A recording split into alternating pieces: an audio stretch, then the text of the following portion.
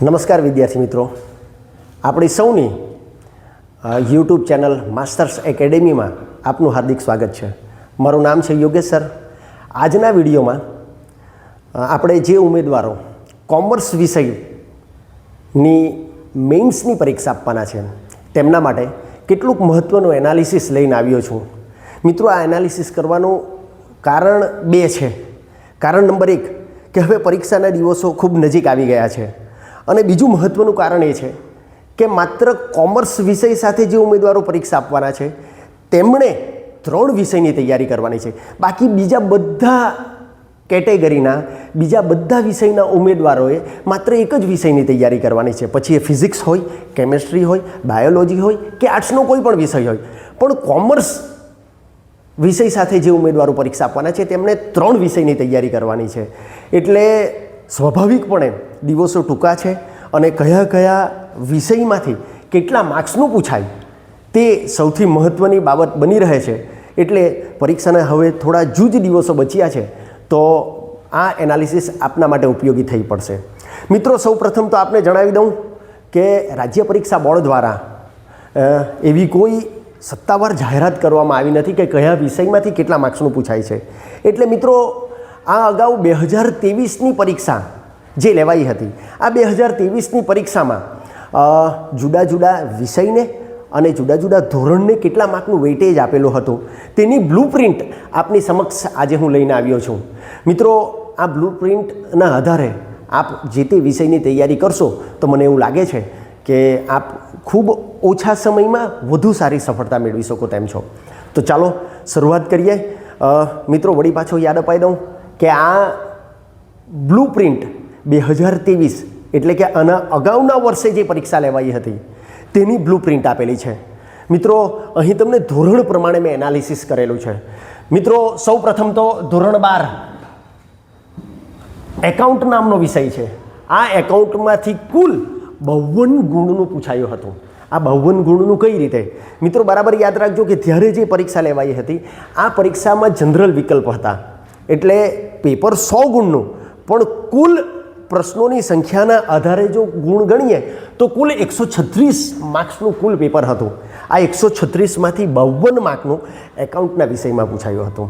અચ્છા, એકાઉન્ટના વિષયમાંથી કયા કયા વિભાગમાંથી પૂછાયું હતું તે પણ આપને જણાવી દઉં, જેથી કરીને આપને પરીક્ષાની તૈયારી કરવામાં વધુ સરળતા રહે. મિત્રો, 3 પ્રશ્નો, 8 ગુણના 3 પ્રશ્નો એવા હતા કે જે 12મા ધોરણના એકાઉન્ટમાંથી પૂછાયા હતા. બરાબર છે.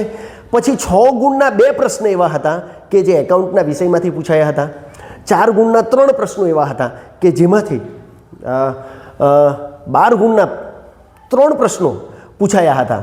ત્યારબાદ 2 ગુણનો 1 પ્રશ્ન અને 2 ગુણના 2 પ્રશ્ન એક માર્કના, આ રીતે કુલ 52 ગુણનું વેઇટેજ 2023ની પરીક્ષા દરમિયાન જે પરીક્ષા લેવાઈ હતી તેમાં ધોરણ 12ના એકાઉન્ટના વિષયમાંથી પૂછાયું હતું.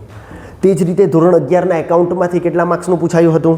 તો મિત્રો, એ કુલ 13 માર્કનું એકાઉન્ટનું પૂછાયું હતું, જેમાંથી 6 ગુણનો 1 પ્રશ્ન પૂછાયો હતો, 2 ગુણના 3 પ્રશ્નો પૂછાયા હતા અને 1 ગુણનો 1 પ્રશ્ન. આમ એકાઉન્ટના આ 2 ધોરણ મળીને કુલ મિત્રો 65 માર્કનું પૂછાયું હતું. આપ જોઈ શકો છો કે કુલ 136માંથી 65 જેટલા ગુણનું, એટલે લગભગ 50% જેટલું વેઇટેજ એકાઉન્ટને આપ્યું હતું. અને મિત્રો, સ્વાભાવિક છે કે આપણે કોમર્સના ઉમેદવારો છે, એટલે સ્વાભાવિકપણે એકાઉન્ટ વિષય એ આપણો મુખ્ય વિષય છે અને તેથી જ રાજ્ય પરીક્ષા બોર્ડે લગભગ 50% વેઇટેજ ત્યારે આ 2 વિષય પાછળ ફાળવ્યો હતો. ત્યાર પછી વાણિજ્ય વ્યવસ્થા ધોરણ 11 અને 12માં, ધોરણ 11 અને 12 મળીને કુલ અહીં 51 માર્કનું, 33 અને 18 કુલ 51 માર્કનું વેઇટેજ વાણિજ્ય વ્યવસ્થા નામના વિષયને આપવામાં આવ્યું હતું. આપણે જાણીએ છીએ કે આ બીજો વિષય એવો છે કે જે મોટેભાગની શાળાઓમાં, ગુજરાત રાજ્યની મોટેભાગની શાળાઓમાં આ વિષય ચાલે છે અને તેથી રાજ્ય પરીક્ષા બોર્ડે 2023માં જે પરીક્ષા લેવાઈ હતી તેમાં 51 માર્કનું વેઇટેજ આપ્યું હતું. એનું એનાલિસિસ પણ મેં અહીં કરીને તમને આપેલું છે કે 8 ગુણનો 1 પ્રશ્ન ધોરણ 12ના વાણિજ્ય વ્યવસ્થાના વિષયમાંથી, 6 ગુણના 2 પ્રશ્ન, પછી 4 ગુણનો 1 પ્રશ્ન, 2 ગુણના 3 પ્રશ્નો અને એક ગુણના 3 પ્રશ્ન. આમ ધોરણ 12ના વાણિજ્ય વ્યવસ્થાના વિષયને 33 ગુણનું વેઇટેજ આપવામાં આવ્યું હતું. તેવી જ રીતે ધોરણ 11 માટે પણ મેં એનાલિસિસ કરેલું છે અને એ એનાલિસિસ 18 ગુણનું છે કે જેમાં 6 ગુણનો એક પ્રશ્ન વાણિજ્ય વ્યવસ્થાના વિષયમાંથી, 4 ગુણનો એક પ્રશ્ન, 2 ગુણના 2 પ્રશ્ન અને 4 ગુણના 4 પ્રશ્નો. આ રીતે કુલ 18 માર્કનું વેઇટેજ વાણિજ્ય વ્યવસ્થાના વિષયને આપવામાં આવ્યું હતું. મિત્રો, એસપી ઘણી શાળામાં ચાલે છે. સેક્રેટરીયલ પ્રેક્ટિસ અને કોમર્શિયલ કોરસ્પોન્ડન્સ નામનો વિષય છે. ઘણી શાળામાં ચાલે છે, ઘણી શાળામાં નથી ચાલતો અને તેથી આ 2 ધોરણમાંથી કુલ 16 માર્કનું વેઇટેજ રાજ્ય પરીક્ષા બોર્ડ દ્વારા આપવામાં આવ્યું હતું અને એ 16 ગુણ પૈકીનો એક પ્રશ્ન 8 ગુણનો ધોરણ 12ના એસપીના વિષયમાંથી પૂછાયો હતો. 4 ગુણનો એક પ્રશ્ન 12મા ધોરણના એસપીના વિષયમાંથી પૂછાયો હતો. બાકીના ઓબ્જેક્ટિવ ટાઈપ ક્વેશ્ચન. મિત્રો, આપણને ખબર છે કે છેલ્લા 2 પ્રશ્નો એ ફરજિયાત છે, હેતુલક્ષી પ્રકારના પ્રશ્નો છે અને જો તમે વ્યવસ્થિત રીતે તૈયારી કરો તો આ પ્રશ્નોમાંથી તમે પૂરેપૂરા માર્ક્સ મેળવી શકો તેમ છો.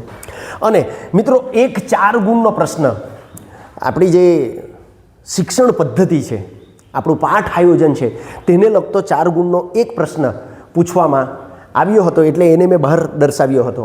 આમ કુલ 136 માર્કનું વેઇટેજ જુદા જુદા વિષય પ્રમાણે અને જુદા જુદા ધોરણ પ્રમાણે મેં એનાલિસિસ કર્યું છે.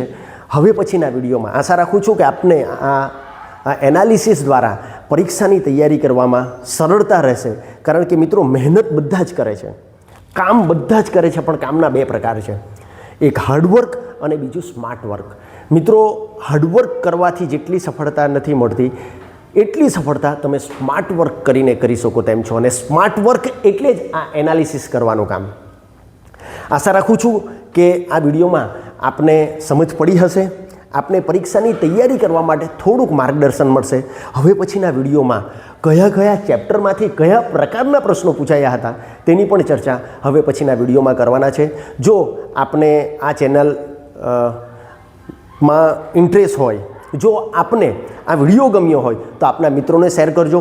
વળી પાછો મિત્રો યાદ અપાઈ દઉં કે આપણી યુટ્યુબ ચેનલનું નામ છે માસ્ટર્સ એકેડેમી. મારો મોબાઈલ નંબર છે 9996682223. આ નંબર ઉપર આપ સંપર્ક કરી શકો છો. મારું નામ છે યોગેશ સર. આશા રાખું છું કે આપને આ વિડીયોમાં મજા આવી હશે, આપને સમજ પડી હશે કે કયા કયા વિષયમાંથી અને કયા કયા ધોરણમાંથી કેટલા માર્કનું વેઇટેજ રાજ્ય પરીક્ષા બોર્ડ આપે છે, જેથી કરીને આવનાર પરીક્ષામાં 19મી જુલાઈ આ પરીક્ષા આપવા માટે જવાના છો ત્યારે આપ વધુ સારું પરફોર્મન્સ કરી શકો. આપ સૌને મેઇન પરીક્ષા માટેની ખૂબ ખૂબ શુભેચ્છા. અને વળી પાછું કહી દઉં કે આપને જો આ વિડીયો ગમે તો આપના મિત્રોને જરૂર શેર કરજો. ત્યાં સુધી આપ સૌને જય હિન્દ, જય ભારત.